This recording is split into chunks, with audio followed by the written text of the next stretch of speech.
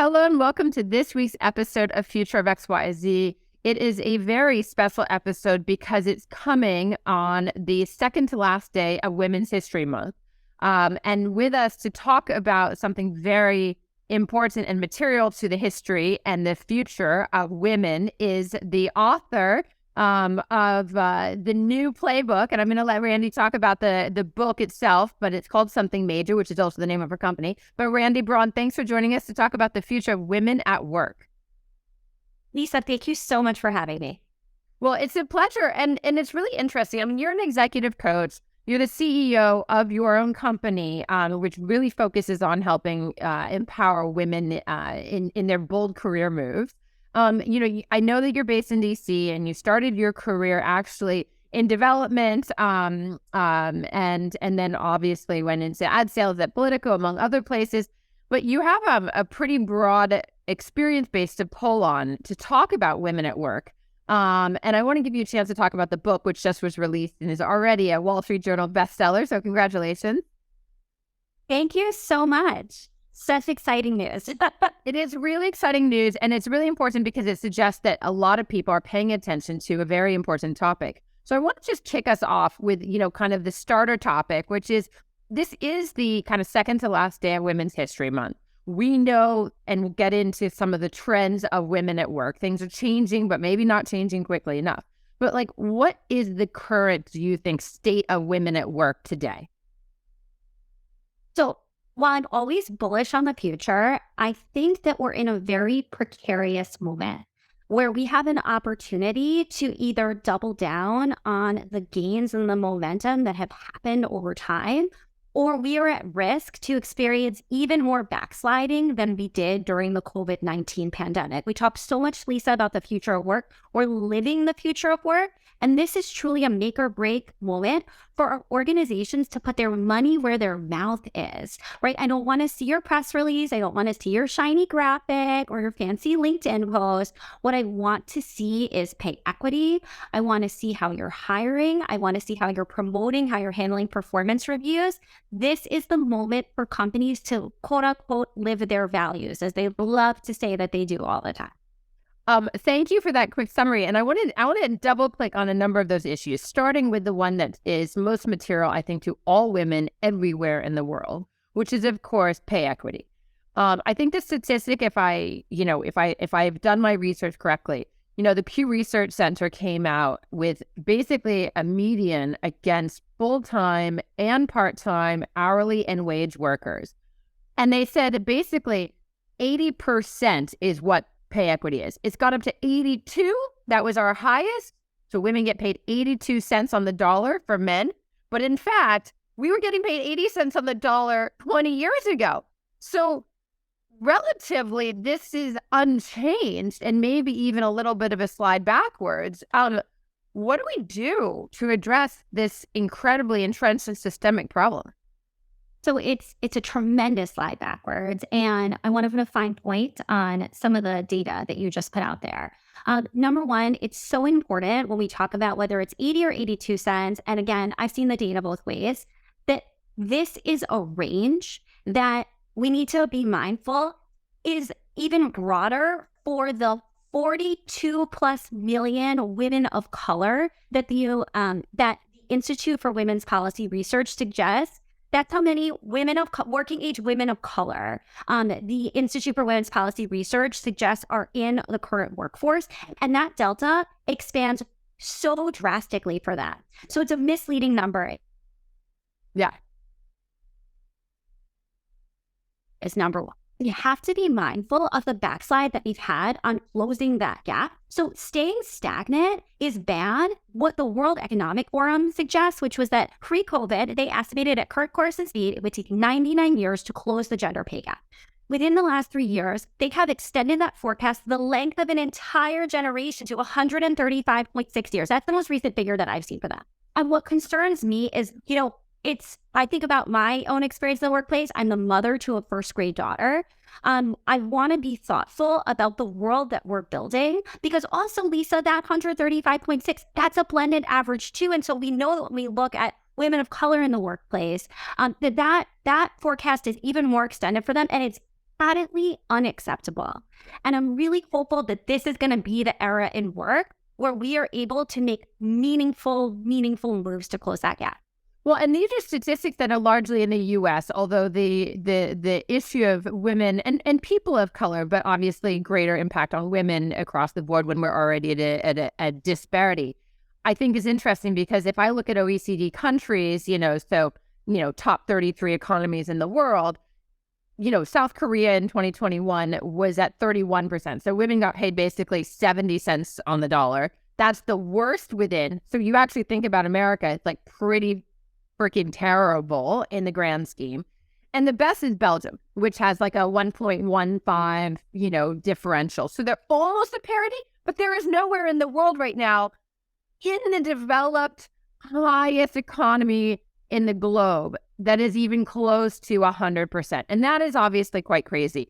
And you mentioned about the extension to 135 years to fill this gap. What's crazy to me is, we all know these expressions that exist all over the world. Like, I have to do this much to get this much recognition. But I actually think that the original statement came from a novelist in the late 1800s. So about 135 years ago, named Fanny Hurst. And she used to say, if I get it correct, a woman must be twice as good as a man to get half as far. I don't feel like that's changed an enormous amount. What are some of the systemic issues that are helping kind of keep that in play besides just, I don't want to just say misogyny and the patriarchy, those are obvious things, but what are some of the other things, that are leading to the highest rates of burnout, dropout, et cetera, from the workforce that we've been seeing over the last number of years? Yeah, absolutely. So there's two pieces of research that I would direct our conversation towards, and I want to be really thoughtful about sharing the first one, which is about the research we know about the maternity, or what we call the motherhood penalty. Because I worry, Lisa, I am a mother, but one of the things that really bugs me as someone who does this work full time around women's leadership is I think that heteronormative families talking about mothers and caregiving sometimes hijack the women's leadership conversation. And so I want to make sure that we're being thoughtful about making sure that doesn't happen today. But it is a systemic issue that is worth noting, which is that all the social science we've seen out there, it shows us that women are likely to see their earnings plateau or even decrease during their childbearing years. I can tell you my experience. I had my 2 kids in 2 years and 6 days. I actually doubled my compensation. But I think what is so remarkable to people when I tell that story is it feels so unique to them. It feels so unicorn status. And that's a problem. Because we know that there is implicit and explicit discrimination against women in their childbearing years and for caregivers. And I would say that this also really extends to people who are caregiving for elderly folks in their family as well. That's one. Because of course, I just want to interject really quickly because obviously we met through Chief and Molly Day is at Chief and she's been on the program before talking about paid leave. And America is like, again, the only country in the entire world that has no paid leave, no medical paid leave, no maternity, no paternity, no wellness, no family emergency leave, nothing. And so that's obviously one of the things that plays in when women obviously have an outsized burden, not only on motherhood, but on caregiving writ large. Absolutely. And so that's exactly what's happening. You're seeing women go out. They're under-supported. They're under-resourced. They return probably before they're ready to, which makes their feelings, it just feels more precarious. And I've actually seen some research as well that women who return to the workplace after those leaves, they're actually not the most likely to leave within the first 6 months that they're back. It's actually a year to 3 years later, right? When it's like that just grind catches up with them because they never had a second to catch their breath, or because perhaps, statistically speaking, they're having more children. And Molly's amazing. Her episode was fantastic. The other thing that I would say as well is that we know that research also shows that women can be penalized when we speak up. And so what happens is I find it's this all the time that women have great ideas, but we've been taught to self-censor and to edit because editing feels safe. And so we start to move through our work worlds, number one, hedging ourselves, right? So we say things like just, or actually, or sorry, when what we really meant was thank you. Or we're very delicate in the way that we share ideas and often give people the opportunity to claim credit for ideas. or we're not good at taking credit for what we did. And so I think that there really are some systemic pressures. I would want to be conscientious of the fact that we're two white women having this conversation. And I think it's really important to talk about how this impacts women of color in particular. The same research I cited also shows that women of color are much more likely to be penalized when they share, a conflicting opinion. They're much more likely to be cast as abrasive. And so, of course, women are sometimes apprehensive to own their message or to turn up the volume on their voice at work. And it catches us in this bind. And so those are two really important pieces of research between the motherhood penalty and all the research we know about the systemic issues we face about self-censoring and owning our message, I think are so important. And that's where, Lisa, I don't mean to jump ahead, but that's where allyship comes into play. We need to make sure that we have allies and decision makers who are being thoughtful about compensation, who are designing equitable leave structures, who are able to call out bad behavior, who are able to receive feedback on bad behavior. And we need more women and more women of color. And I would also say people of color at the tables, so that we don't end up with these kinds of, just blind spots in our organization. Well, I love everything that you've just said. And one of the things I think hammering home the point about women of color being even more judged is so important, because the headwinds are so much and the hurdles for so many systemic reasons, especially in this country, but frankly, not exclusively. One of the things in your book, and I really love this antidote because it's one of my favorites and I talk about it a lot. One of my favorite quotes is Madeleine Albright when she says, there's a special place in hell for women who don't support other women. And I think during the Obama administration, Michelle Obama, who I just adore, of course, and is brilliant, really set out a structure. And you can tell the story because I think you wrote about it in your book. But it's an amplification of each other and making sure, therefore, exactly what you said, there is a structure in place to make sure that women's voices are not diminished. Can you talk about that just briefly as like a way of all of us thinking about women at work in the future? Yeah, absolutely. And I'm going to get to that in a second, but something you said just also made me think about, the Crown Act, which is this bill that we can't even get a bill through that helps protect women for wearing their hairstyle the way that they want it to. And so, we talk about the systemic racism that our colleagues face in the workplace. Just the ability to get on a Zoom, right, with your hair the way that you want it to. It is the most basic right that I think is lacking for women, and something that we need to be passionate and forceful with speaking up and speaking for. Speaking for this action that needs to happen and being allies. To your point about the amplification. It actually came in the Obama administration. It was President Obama's senior staffers. So he had more women at the table than any president before him. But there was this chatter amongst the senior female staffers that even in those seats of power, they were not getting enough airtime in those meetings. And so what they did was they banded together, Lisa, and they created this strategy that they called amplification. And it works like this. Whenever one of them would raise a point, someone else at the table would amplify it. So I think it's that. Exactly. And not only would they second it, Lisa, they would use people's names. So they would say, oh, you know what? I love the point that Lisa just made about X. And then someone else would chime in, I also love the point that Lisa's making. And Randi raises a great point about why it's going to be so impactful. And so I really am a believer in shine theory, which is this term coined by Aminat Husseau and Anne Friedman, the idea that women go farther when we collaborate and celebrate each other's success instead of competing. And right? And what we need to do is we need to think about how we come together and amplify each other's voices, though it's not a replacement. Like, we can do all the amplification in the world that we want. And the truth is there is systemic inequities. We just talked a few minutes ago, there is systemic racism. And that is going to help us cope while we make the systemic change that we need so that all women truly do have the opportunity to be successful and to thrive in the place.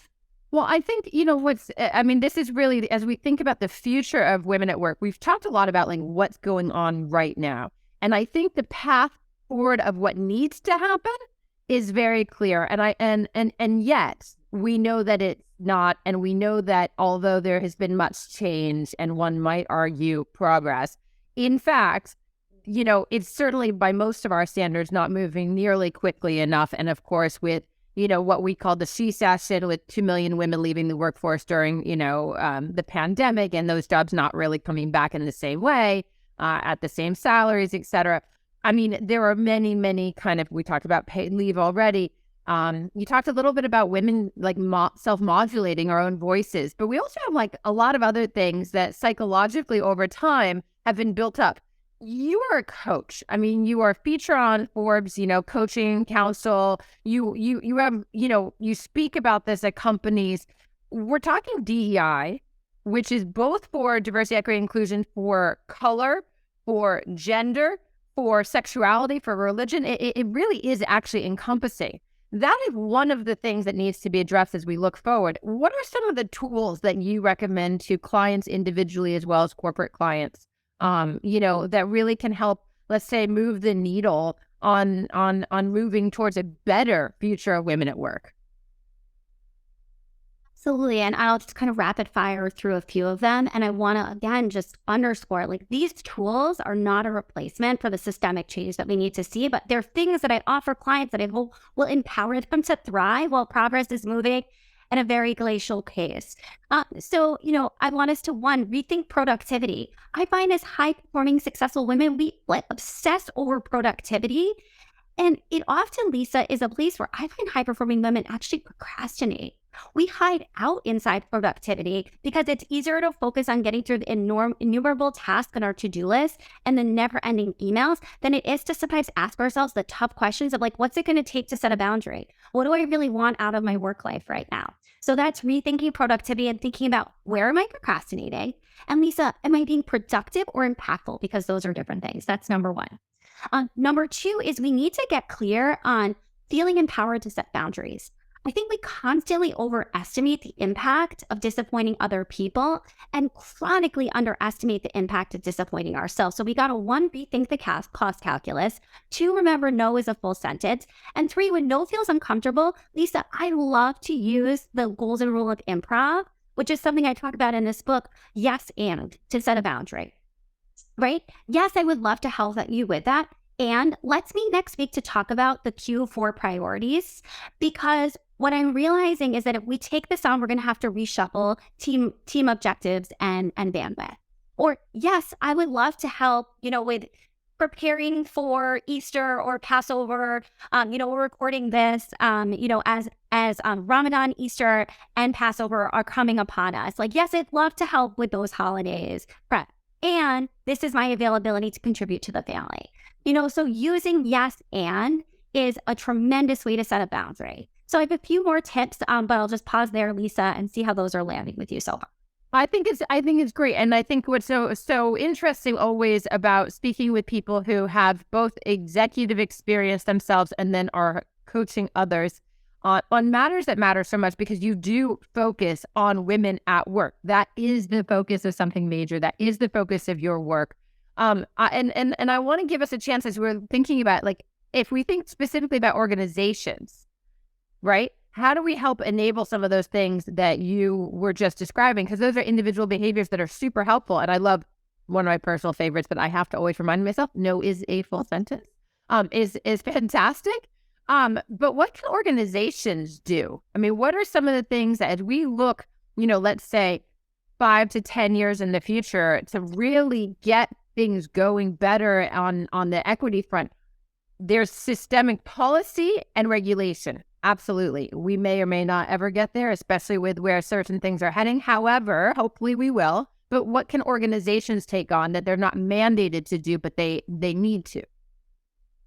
I'm so glad that you parsed that out, because the tips that I just gave are about shifting the microculture in your mindset or in your team, right? But we do need to zoom out and talk about macroculture. And one of the things that I talk about this book is this idea that I call performative productivity culture. And Lisa, I describe performative productivity culture as a set of workplace habits and norms where we prioritize performing our commitment to that hustle culture over actually impacting work with meaningful. So again, that performative productivity culture, we are prioritizing the performance of work over the impact of our. And so when we think about organizational norms that could be set, I just want to offer you a few. Number one is we absolutely positively need to rethink email culture.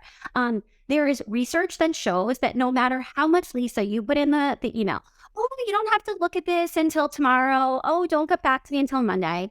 The senders of after hours emails consistently underestimate the impact it will have on receivers, and receivers consistently overestimate the urgency or the points that they'll get if they send it back in a quick manner. And so I just want to remind all of our listeners today, Lisa, if you can fire off the email while you're watching Netflix, if you can fire off the email while you're hitting the links on the golf course, and if you can fire off the email while you're doing cartwheel, it is not truly an urgent email. Use any of the delay send functionalities that happen, that they're available to you, or simply put it in your draft. So that's one.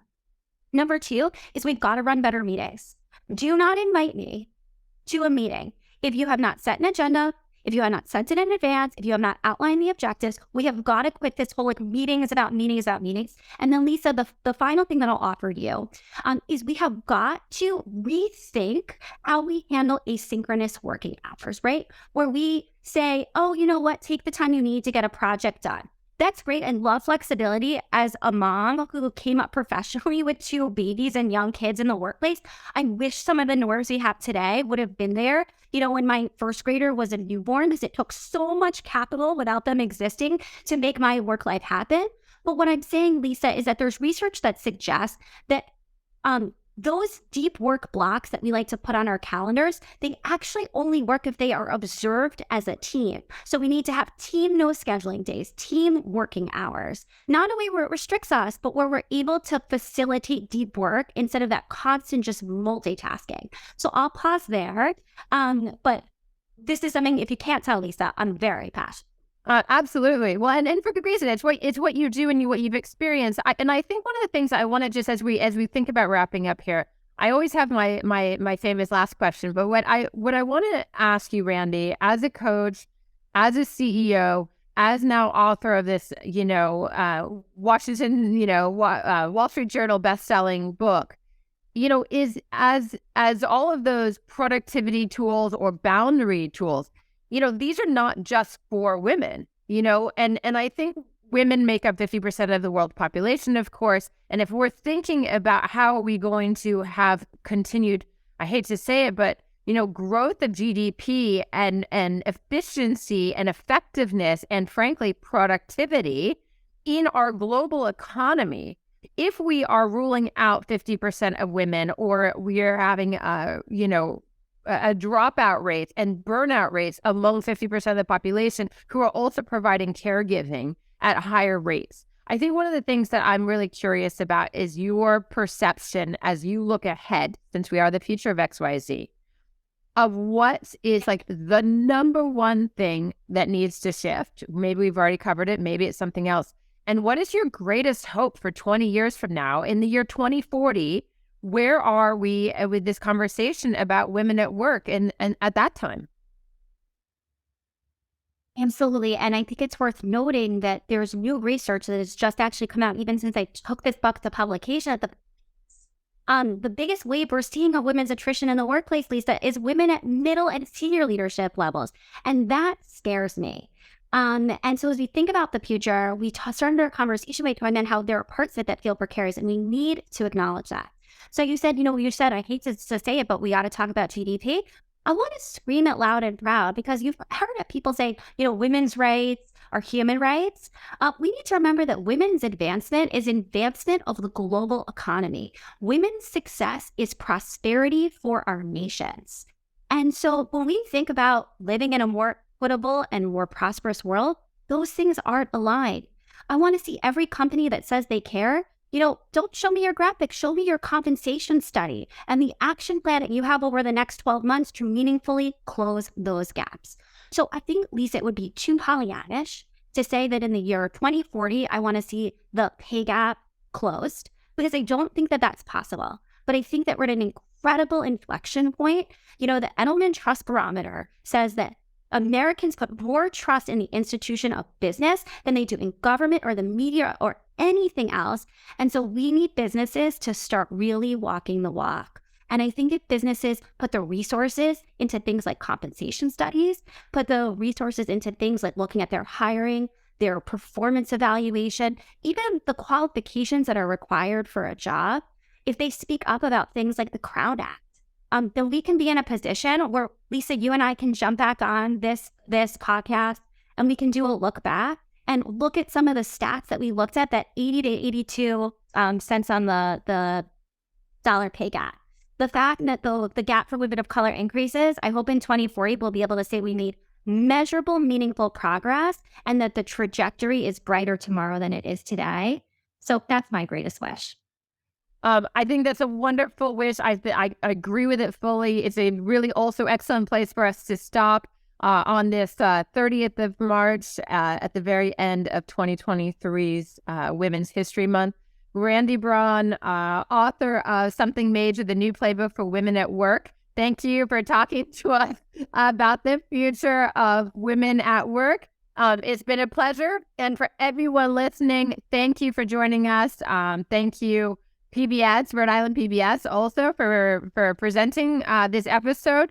I also want to make sure that everyone knows that if you're watching, you can also listen anywhere you get your favorite podcast. If you're listening where you get your favorite podcast, you can also watch on YouTube. Visit www.ripbs.org/XYZ or visit us at future-of.xyz to get our Instagram handle, all back episodes, and everything else. Thank you again, Randi. Such an important topic. The 25 minutes does not do us justice, but you did a great job, and I appreciate it for all of us women at work. Thanks, Lisa.